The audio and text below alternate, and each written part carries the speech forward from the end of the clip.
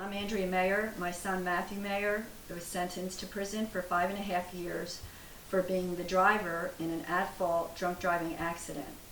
As a result, Matt began to write blogs from prison. The blogs were posted on a website that we established through friends, and as a result of that, this is just a portion of the mail that has come in through the past 3 years to Matthew. The letters come from all over the world. In fact, our website has been visited by over 128 countries, representing people of all walks of life, from professionals to people who have been victims, people who have been perpetrators in crimes, people who have experienced loss and failure. And Matt has written back to all of these people.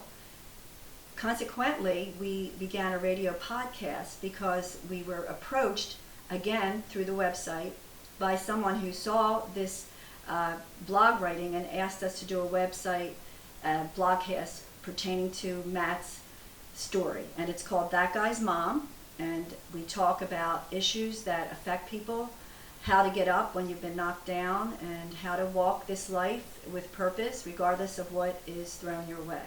Well, we're glad you joined us again today on That Guy's Mom, and it seems like every so often there are things that are ripped from the headlines and ripped from public figures and what's going on in their lives, and today we're going to look a little bit at that.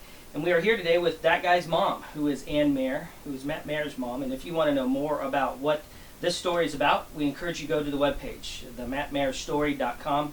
Great inspirational writings that I guarantee you there's content there that is going to make your day no matter what you're going through. But Ann, it's good to be with you today. Great as usual, Scott. And as you know, one of the reasons we originated this program was because we wanted to make purpose out of our pain. And today's topic is actually called How Our Pain Can Fuel Passion. And our headline today is going to be revolved around something that just happened recently, particularly highlighted in the Christian community, which had to do with Rick Warren's son committing suicide. Yeah. And you know, that's a show we've already done. We had a mom in whose son committed suicide.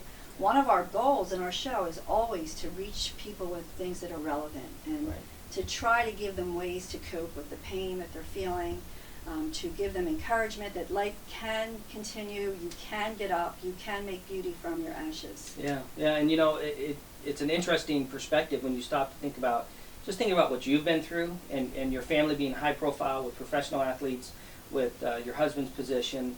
You know, people in the community know you. And then I know, for my little community that I grew up in when my father went to prison, and it was 15 front page articles. And you got to stop and think when we're talking about Rick Warren, who wrote one of the #1 bestseller next to the Bible, and how many people around the world, in fact, world leaders call him and consult with him on numerous things. So he's very public. Well, he gave President Obama's inaugural address after his first bid, I believe. Mm-hmm. So, yeah, this is going to be a topic that I hope people stay tuned today, because we're going to talk about a lot of things about God's sovereignty and when problems do happen.